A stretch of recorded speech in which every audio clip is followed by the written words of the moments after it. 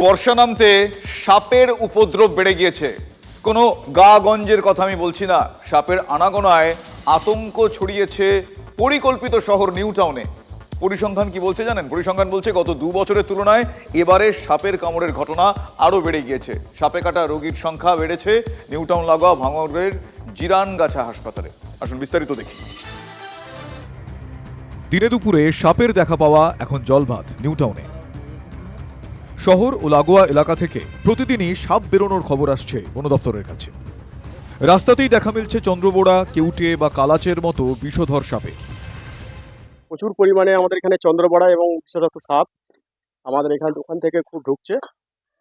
তো ইদানিং আমরা এখানে পেয়েছি চন্দ্রবড়া, এই গাছ থেকে পড়েছে একটা বিষাক্ত সাপ, সে মানে 1 সপ্তাহ হয়নি।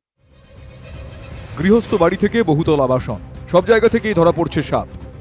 পরিবেশবিদরা বলছেন জলা বুঝিয়ে গড়ে ওঠা নিউ টাউনের বহু জায়গা নির্মাণের কারণে বাস্তুতন্ত্র প্রভাবিত হচ্ছে, আর সে কারণেই সাপও লোকালয়ে ঢুকে আসছে।